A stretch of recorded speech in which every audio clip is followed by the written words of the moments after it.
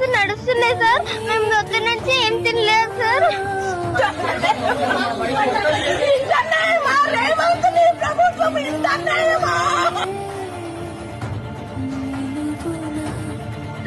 ఏం చేస్తారయ్యా మా బాధని. ఉన్నాయి 30 సంవత్సరాల పాటు నుంచి ఇక్కడ ఉంటున్నాం కదండి. మేము ఎక్కడ వెళ్ళిపోవాలి, ఎక్కడ ఉండాలి చెప్పండి. చిన్న చిన్న పిల్లలు పెట్టుకుని ఉంటున్నాం సార్.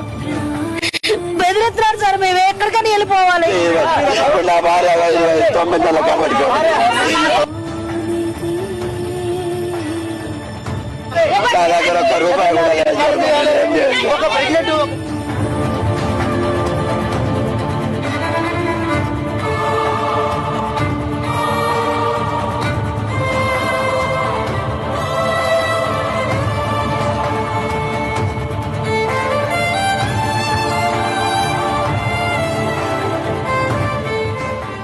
చూసింది మీకు స్పష్టంగా అర్థమయ్యేది.